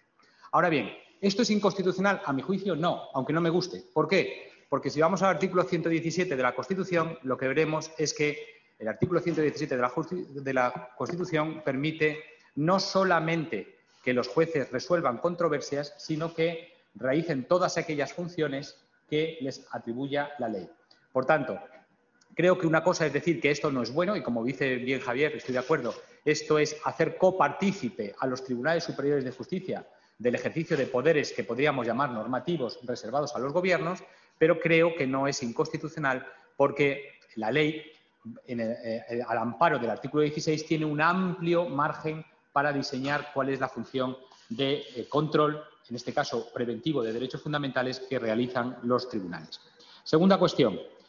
La ley orgánica, que supongo que es la del 86, supongo que te refieres a las de medidas especiales en materia de salud pública. Claro que esa ley se ha quedado... Esa ley es suficiente, pero no es óptima. Yo lo diría así. Esa ley, es verdad que en su artículo 3 permite adoptar todas aquellas medidas que sean necesarias para evitar los contagios y las transmisiones de las epidemias. Y, por tanto, en términos de suficiencia, yo diría hay una autorización legal, y en este caso orgánica, para adoptar medidas. Ahora, es verdad que en un sistema parlamentario, en un sistema democrático, la ley debe también dar mensajes en la medida de las necesidades. Lo propio de un sistema parlamentario es que den criterios.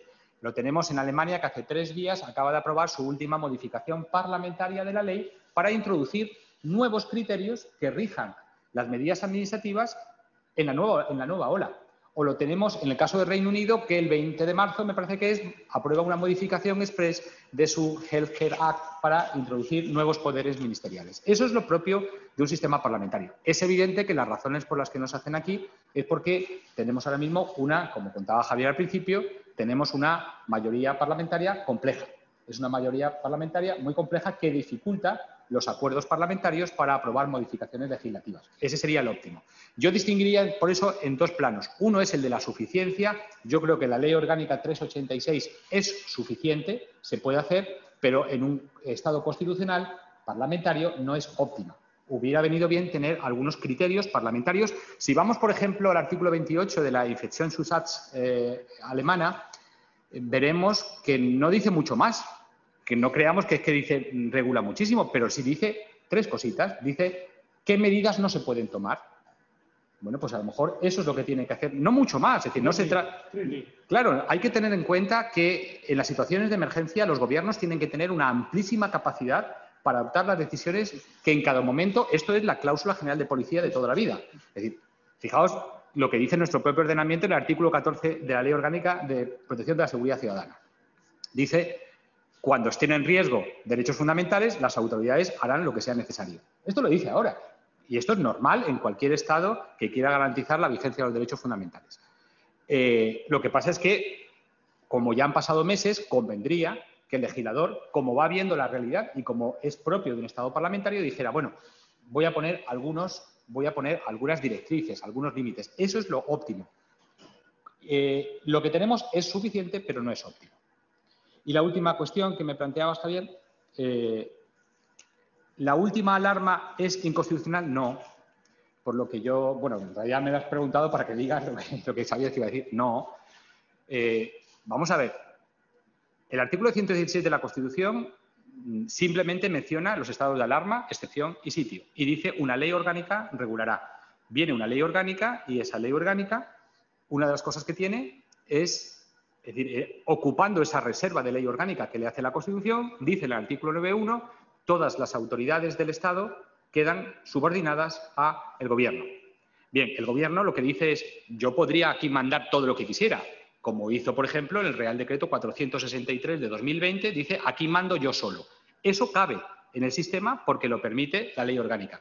Pero cabe también otra manera de ejercer ese poder que le reconoce la ley orgánica, que es, no lo voy a ejercer yo solo, sino que voy a diseñar, en ese margen de configuración amplísimo que tengo, voy a hacer una alarma federal, o una alarma federalizada, o una alarma en régimen de cogobernanza, o una alarma autonómica, como la queramos decir, que es lo que ha hecho en el último estado de alarma. Es decir, en el fondo, el nuevo estado de alarma yo le llamaría una declaración de alarma autorizatoria, porque lo que hace es que declara la posibilidad de que los presidentes de las comunidades autónomas adopten las medidas necesarias. Eso cabe en el 116 de la Constitución y cabe en el 9.1 de la Ley Orgánica de los estados de alarma, excepción y sitio.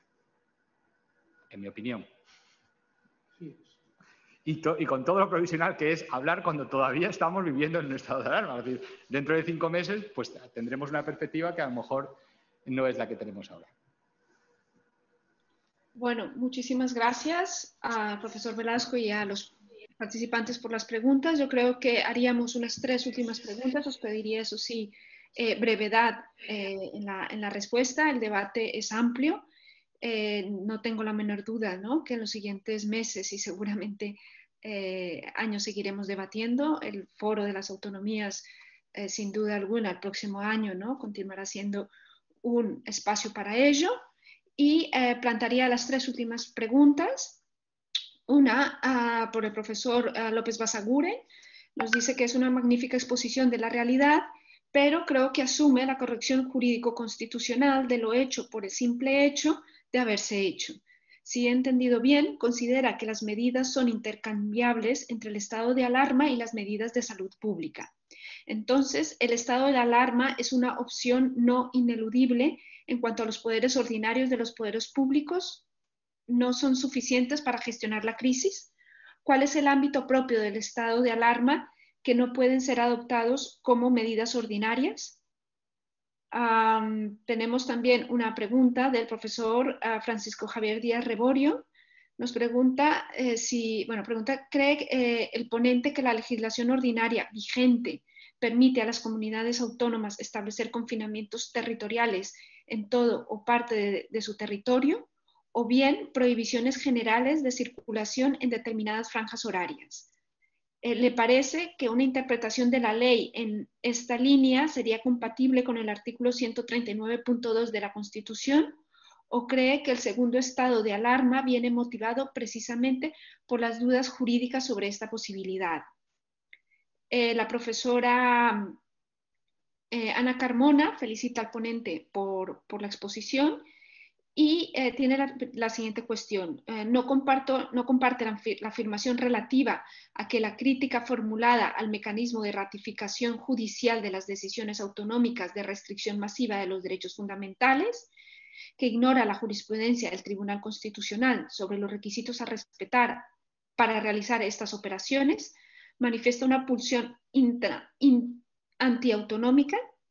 En su opinión, esta crítica a tal modus operandi se basa en una perspectiva garantista de los derechos. Si os parece, hacemos estas 3 respuestas. Os pido, brevedad y y daríamos, digamos, concluido esta parte del debate sin lugar a dudas que continuaremos en otros foros y en el propio foro de las comunidades autónomas debatiendo al respecto. Gracias. Voy a hacer una respuesta muy breve porque ya el orden de la jornada ya tiene que pasar a lo siguiente. Me voy a centrar en lo primero. ¿Es imprescindible el estado de alarma? No. No es imprescindible. Lo que hemos visto es que el ordenamiento, como en muchos otros países, los ordenamientos permiten adoptar medidas. Pero una cosa es que no sea imprescindible, y otra cosa es que, dependiendo de las circunstancias, no sea conveniente.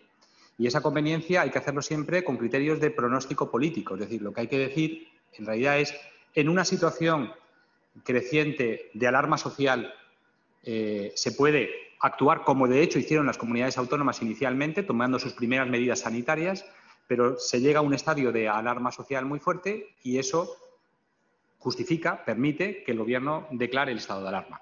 ¿Era imprescindible y es imprescindible declarar el estado de alarma? En mi opinión, no. ¿Es prudente? Depende de las circunstancias, depende de cuál sea el contexto político y siempre bajo el criterio de pronóstico político de un Gobierno, que es que en última instancia quien tiene que decidir cuánto de grave es la situación y de todos los instrumentos que tengo, cuál tengo que utilizar, el más pesado, el cañón, la pistola o el rifle de asalto. Y ya con eso, perdonadme que no pueda comentar a los demás, pero vamos a seguir con el orden del día. Y perdona por la dilación. Muy bien, pues muchas gracias. Creo que podemos pasar al siguiente bloque previsto.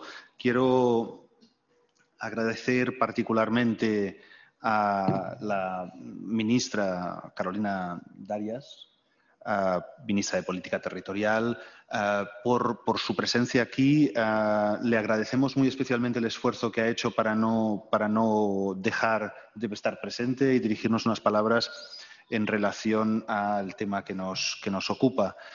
Muchas gracias, ministra. Tiene la palabra.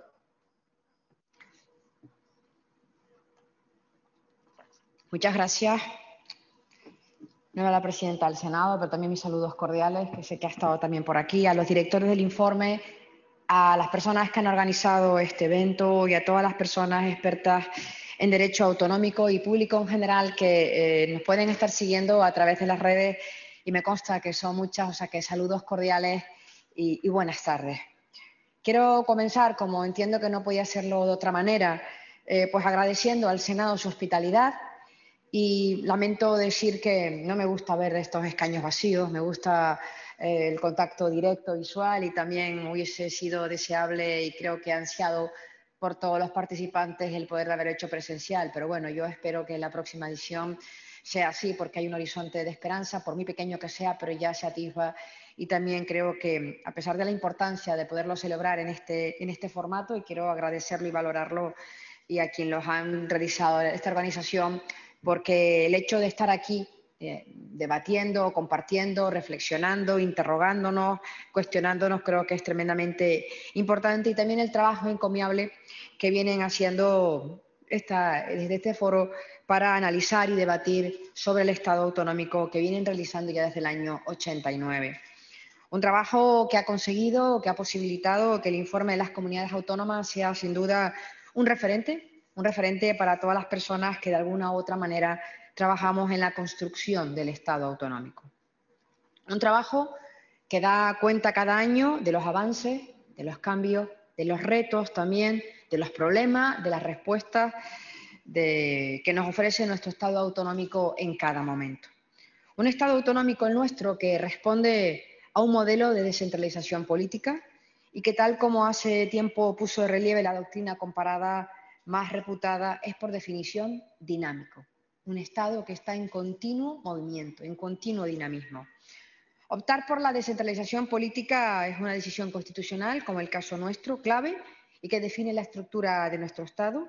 Una decisión, como saben bien, de largo recorrido, con tendencia a permanecer en el tiempo, como es afortunadamente nuestro caso. Ello implica necesariamente, por razón del tiempo y por razón del Estado democrático, el sistema democrático, la alternancia en las mayorías políticas, los cambios sociales también a largo plazo, así como una consistencia de diferentes mayorías en un mismo territorio. Este hecho pudiera generar tensiones inevitables, en muchas ocasiones asincrónicas, en la medida en que las prioridades, los problemas y la manera de entenderlos puedan presentarse en momentos distintos en las diferentes partes de nuestro territorio. En definitiva, el Estado autonómico implica que en un mismo territorio puedan convivir instituciones democráticas en diferentes niveles con sus propios ciclos y sus propios objetivos sociopolíticos. Esta situación nos ayuda a comprender por qué la descentralización política debe ser entendida no solo como una estructura, sino también como un proceso mediante el cual las distintas mayorías políticas adoptan acuerdos para encontrar soluciones, para diseñar políticas y para tomar decisiones consensuadas en problemas comunes. En este sentido, quiero compartir con ustedes que el Estado autonómico, a nuestra manera de ver, a mi manera de ver, es un esfuerzo de un conjunto necesario, complicado en muchas ocasiones, pero imprescindible en el contexto territorial y en el contexto político y social de nuestro país. Un esfuerzo en el que resulta esencial tanto el respeto a las competencias propias de cada ámbito de decisión como el mutuo reconocimiento y la voluntad de comunicación, de colaboración y de cooperación. Insisto en el mutuo reconocimiento. Tan importante es que el Estado reconozca, y así lo hacemos, el trabajo, el esfuerzo de las comunidades autónomas, como también que éstas reconozcan el esfuerzo y el trabajo del Gobierno de España. El Estado autonómico es, sin lugar a dudas, un factor permanente de progreso. Insisto, un factor permanente de progreso. Y no solo porque nuestro Estado autonómico ha contribuido al reconocimiento de la pluralidad que tiene nuestro país, sino porque además ha contribuido activamente al bienestar de nuestra ciudadanía y a reducir la desigualdad. Ahora bien, el Estado autonómico, como fórmula de reconocimiento de la pluralidad de nuestro país, es un trabajo constante. No podemos pensar que todo está hecho. Se ha hecho parte, pero tenemos que seguir haciendo esa construcción permanente. Es un trabajo diario, si me lo permiten decir. España, en nuestro país, también es una construcción que hacemos cada día partiendo del consenso constitucional que entre todos hemos logrado y que ha hecho posible que muchas generaciones de ciudadanos y ciudadanas vean cómo progresamos y cómo prosperamos. Una construcción que debe adaptarse al devenir de los tiempos, a los retos de cada época, con diálogo, con voluntad de acuerdo y con lealtad institucional. En este sentido, creo que es preciso recordar, al menos por mi parte, que nuestro país incluye muchas realidades, múltiples miradas, diferentes lenguajes. De ahí la necesidad de lograr una buena comunicación que nos permita hacer de la cooperación territorial y del diálogo social la base de nuestra convivencia. Dicho esto, quisiera recordar que, como ya dejó escrito John Dewey, no es casual que la palabra común, que la palabra comunidad, que la palabra comunicación tengan la misma raíz, como tampoco lo es que estas palabras constituyan el fundamento de lo público. Lo público es aquello que compartimos y aquello que nos permite ser corresponsables de una determinada acción. Entendida de este modo la política territorial, que es como nosotros la entendemos, la acción predominante ha de ser la de impulsar las relaciones multilaterales y las relaciones bilaterales. En este sentido, el informe que han presentado da cuenta de la reunión de 2 comisiones bilaterales en el año 19 y un desempeño un poco más bajo de la cooperación multilateral con 49 reuniones de las conferencias sectoriales en el año 19 frente a las 66 del año 18. La explicación se puede ver en el propio informe, pues fue un año marcado por varias citas electorales y por un periodo largo de gobierno en funciones. En todo caso, déjenme señalarles que la cooperación es particularmente elevada a partir de junio del 18. Así, por ejemplo, en lo relativo a las relaciones Estado con Cataluña, tema al que el informe dedica una gran atención, como no podía ser menos. En 2018 se reunió la Comisión Bilateral de Cooperación, Generalitat-Estado, la Junta de Seguridad, la Comisión Mixta de Asuntos Económicos y Fiscales y la conocida como Comisión de Infraestructuras. Además, en el año 20 se creó la conocida Mesa de Diálogo entre los gobiernos de España y el Gobierno de la Generalitat de Cataluña, con el objetivo, y cito textualmente palabras del presidente Sánchez, de poner fin al desencuentro, al conflicto institucional, al contencioso político y a la tensión social que han presidido la última década. La cooperación bilateral, además, no se ha limitado a las relaciones entre el Estado y la Generalitat de Cataluña. También en el año 18 se reunió la Comisión Bilateral de Cooperación del Estado con Aragón y en el 19, como menciona el magnífico informe que hoy se presenta, también tuvo lugar la reunión de la Comisión de Cooperación de la Comunidad Autónoma de Castilla y León y la bilateralidad con la Generalitat Valenciana. Además, permítanme que les recuerde que la Comisión Mixta de Transferencias con el Gobierno del País Vasco y el Estado se ha reunido tanto en el 18 como en este año 2020. Todas estas acciones ponen de manifiesto el impulso que el presidente Sánchez ha dado a la construcción del Estado autonómico, un impulso basado, como os he dicho, principalmente en la bilateralidad y la multilateralidad. Pero también se ha fomentado, y les relato algunas de las colaboraciones en materia multilateral, así de las 66 reuniones de las conferencias sectoriales celebradas en el año 18, 48 tuvieron lugar entre junio y septiembre.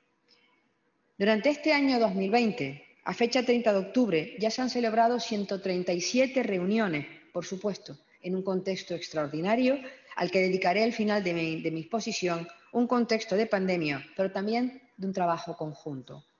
No les quiero abrumar con los datos, no lo pretendo, porque estoy convencida de que ustedes, la mayoría de ustedes, los conocen perfectamente.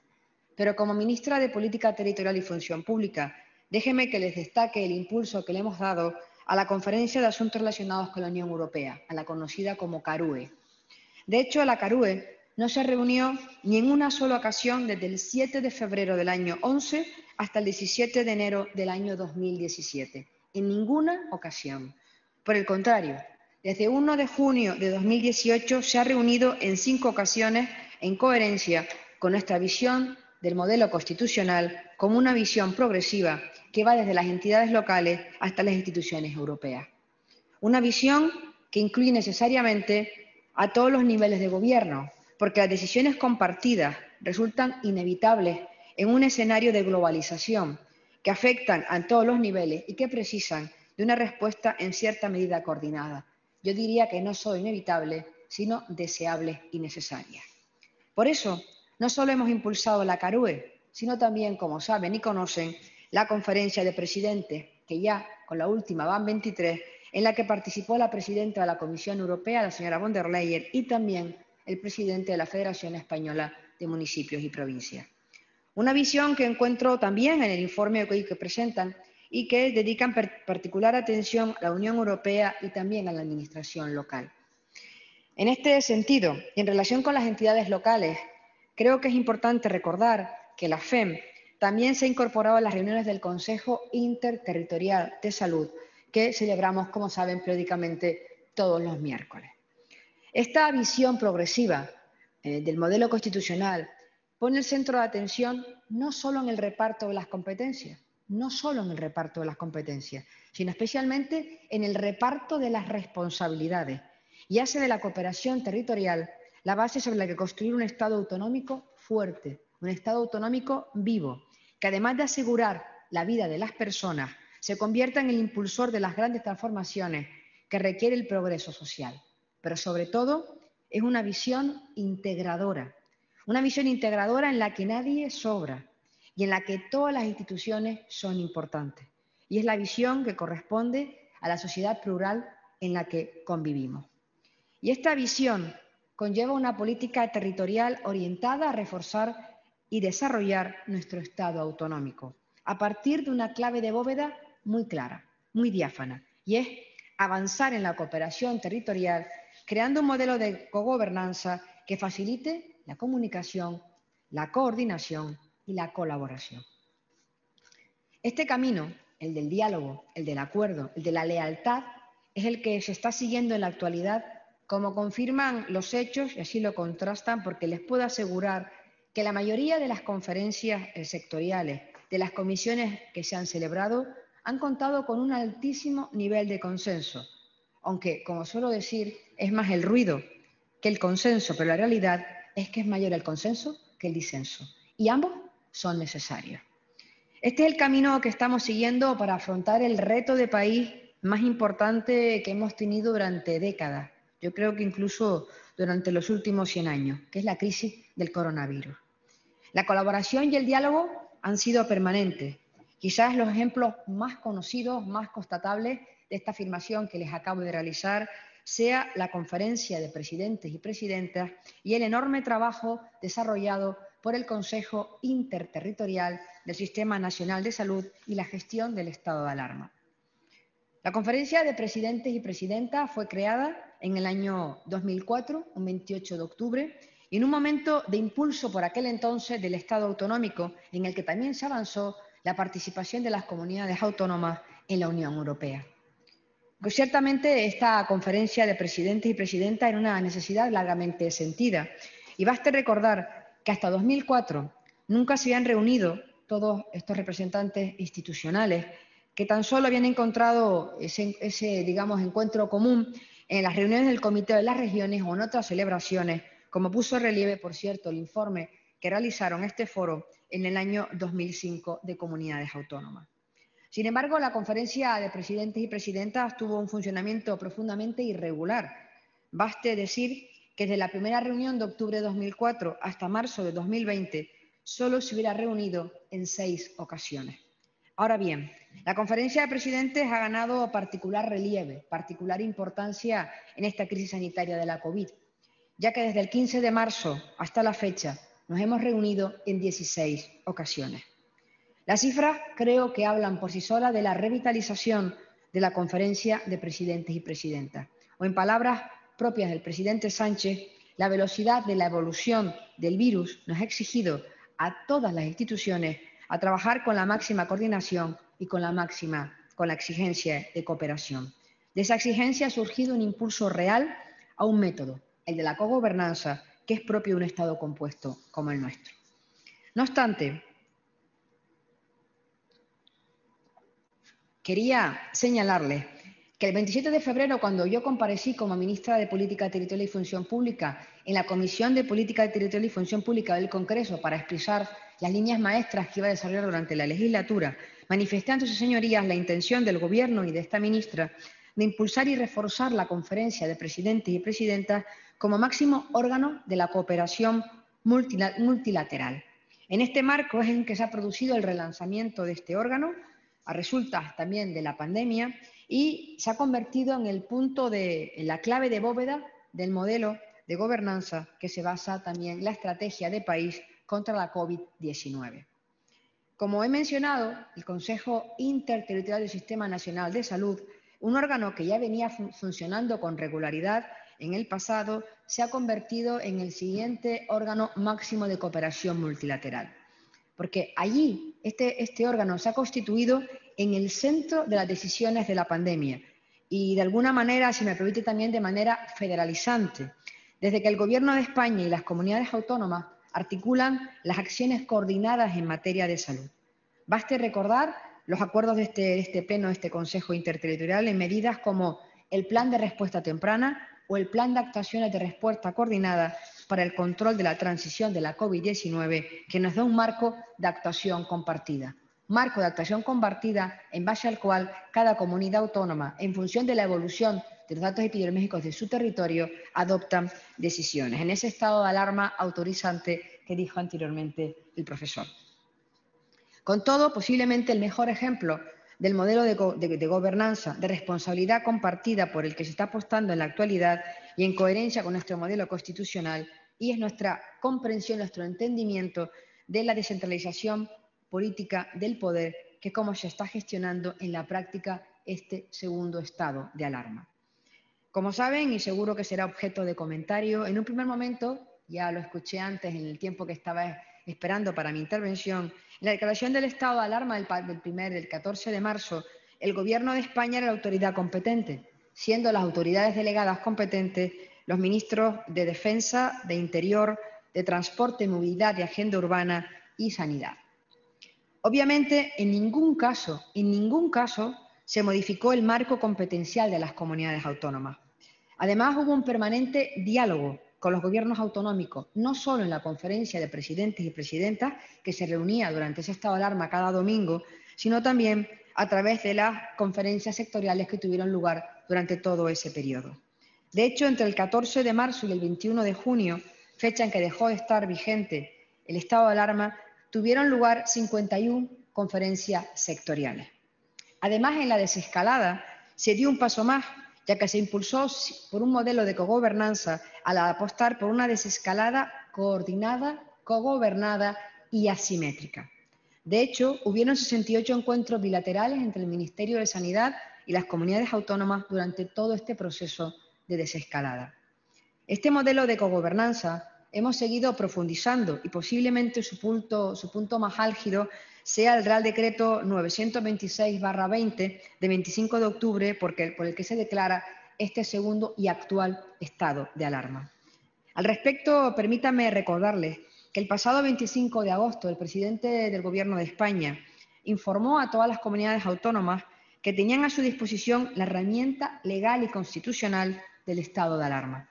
De hecho, el estado de alarma fue aprobado el 25 de octubre a petición de 10 gobiernos autonómicos y una ciudad autónoma. Las autoridades delegadas son desde el principio los presidentes y presidentas de los gobiernos autonómicos y el órgano de cooperación y de cogobernanza es el Consejo Interterritorial del Sistema Nacional de Salud. Como saben, transcurridos 4 meses desde esta fecha, la Conferencia de Presidentes y Presidentas podrá formular al Gobierno una propuesta de levantamiento de este estado de alarma previo acuerdo favorable del Consejo Interterritorial del Sistema Nacional de Salud a la vista de la evolución de los indicadores sanitarios, epidemiológicos, sociales y económicos, como así reza el artículo 14 de este Real Decreto 926. En definitiva, un estado de alarma cogobernado en su declaración, en la implementación de las medidas y también en su levantamiento. Una apuesta clara y definitiva por la toma de decisiones en común, mediante el acuerdo entre todos los actores democráticos con visiones diferentes, pero con objetivos compartidos. Un acuerdo en todos los niveles, pero no quiero olvidar ni tampoco a la Unión Europea ni a los entes locales en ese acuerdo indispensable con su participación. De hecho, la doctrina canadiense ha llegado a caracterizar a la crisis del coronavirus como el problema intergubernamental complejo, para el que es necesario articular una respuesta del poder público y, además, una elevadísima colaboración intergubernamental. La simultaneidad de una profunda crisis sanitaria y socioeconómica de dimensión internacional exige una cierta unidad de acción, por no decir una total unidad de acción, de respuestas rápidas y coordinadas y claridad en las decisiones y en la ejecución también de las mismas. Además, hay una petición creciente de respuestas asimétricas a la crisis. Así, como ha puesto recientemente en relieve el Comité de las Regiones, la crisis del COVID tiene un impacto asimétrico que demuestra la necesidad de dar respuestas claras a cada lugar y en cada momento. Hay que atender, por tanto, las circunstancias muy específicas, pero eso sí, manteniendo una dirección común. Por tanto, la coordinación y la cooperación nos permiten aunar ambos objetivos, además una cierta unidad de acción y la necesaria adaptación de las medidas a las necesidades de cada territorio. En definitiva, como ya les manifesté, el Estado autonómico es estructura y es proceso, y la estructura será más fuerte si todas las partes son fuertes, si en lugar de debilitarse las unas a las otras, se refuerzan entre sí gracias a un proceso de toma de decisiones conjunta cuya premisa es la interdependencia y la necesidad del acuerdo para alcanzar el objetivo común a compartir. En suma, el acuerdo político es siempre necesario, pero en situaciones de crisis es absolutamente imprescindible, porque permite encontrar el equilibrio entre la necesidad de dar una respuesta institucional coordinada con base en parámetros compartidos y además la necesidad de adaptar esos parámetros a las necesidades y a las identidades de los diferentes territorios. El acuerdo político permite al Estado autonómico ser flexible y sólido a la vez. Flexibilidad y solidez precisas para afrontar los retos con perspectiva de éxito y respetando siempre nuestro marco constitucional. Toma de decisiones además compartidas para afrontar la crisis sanitaria, pero también la social y la económica. Sirva al respecto, de ejemplo, el plan de recuperación, de transformación y resiliencia en el que estamos embarcados todos los países de la Unión Europea y el nuestro singularmente.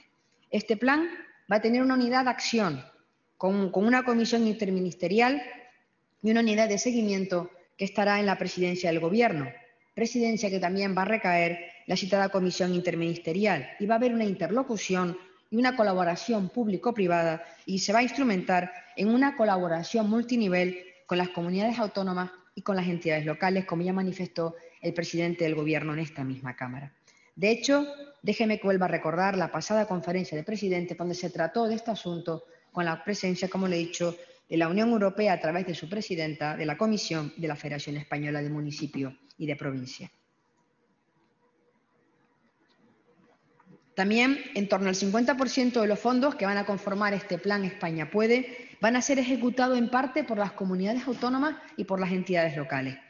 Por ejemplo, el programa presupuestario 920A del proyecto de presupuesto del Estado de Plan de Recuperación, Transformación y Resiliencia, cuya gestión va a corresponder al ministerio que tengo el honor de dirigir, va a contar para el periodo 21-23 con 600 millones de euros para llevar a cabo la modernización de las administraciones públicas, siendo el 95% de estos fondos destinados a comunidades autónomas y entidades locales y el 5% al propio Ministerio de Política Territorial y Función Pública. En definitiva, lo que quiero compartir con ustedes es que la estrategia esta vez es muy diferente a la que se siguió para la salida de la crisis del año 2008. Y la Unión Europea así lo ha entendido, y nuestro país también. De hecho, el Comité de las Regiones puso de relieve que la crisis del euro fue particularmente dañina para la descentralización del poder en varios Estados miembros de la zona euro. Desde luego, ese fue el caso también de nuestras comunidades autónomas y nuestras entidades locales de España. Sin embargo, esta crisis que estamos afrontando lo estamos haciendo de manera diferente, no solo en el contenido de las decisiones, sino también en el procedimiento seguido para adoptarlas. Así, entiendo lo manifestado en el informe que hoy presentan cuando afirman que, cito textualmente, la crisis puede ser una oportunidad. Yo diría, si me lo permiten, que está en nuestras manos que sea una oportunidad. Está en nuestras manos que sea una oportunidad si aprendemos las lecciones que nos deja esta crisis para que Huxley no tenga razón y no se cumplan sus palabras, aquellas que dice que la más grande lección de la historia es que nadie aprendió las lecciones de la historia. Por tanto, aprovechemos lo que hemos aprendido de esta crisis.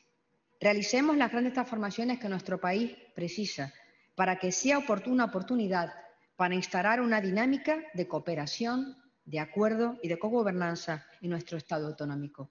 Ese es mi deseo y también nuestro objetivo. Muchas gracias.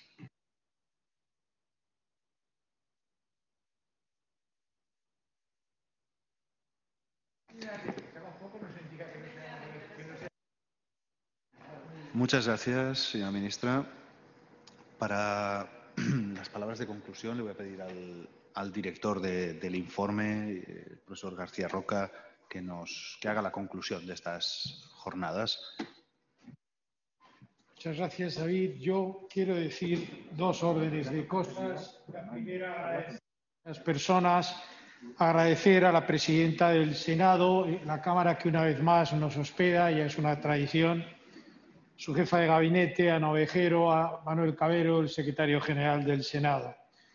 Muy especialmente también a la ministra de Política Territorial, Carolina Darías, por prestarse venir aquí y además diré muy sinceramente que no por hacer un discurso de cortesía o protocolo, sino un discurso documentado, denso y explicitando políticas territoriales. Creo que puedo intuir que a los autores del informe nos ha gustado el estilo y el contenido y seguiremos el año que viene reflexionando sobre esto. Agradecer también a la Fundación Jiménez Abad y a José Tudela por su apoyo y recordar y agradecer a Eliseo Aja, el otro codirector de este informe, que es realmente su creador y el alma que lo impulsa, que por razones personales no puede estar por vez primera este año aquí.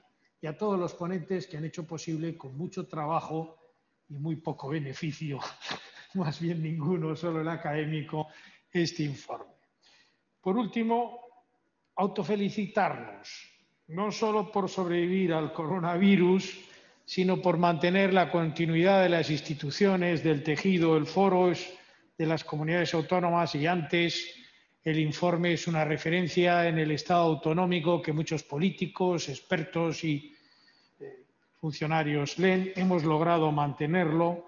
Hemos tenido un debate académico intenso que no puedo explicitar aquí, pero sobre todo sobre la mezcla entre estado de alarma, estado autonómico y emergencia, sobre la experiencia del año pasado, sobre el problema de la prórroga de los presupuestos y cómo afecta a la financiación autonómica, haciendo incluso propuestas de reforma relacionadas con la IREF, también con los mecanismos centrípetos de implementación del derecho de la Unión y buscando correctivos. Creo que ha sido estimulante, ha habido muchas ideas y podemos congratularnos de que el virus no ha podido, al menos este año, con nosotros. Confío en que podamos vernos el año que viene y gracias a todos.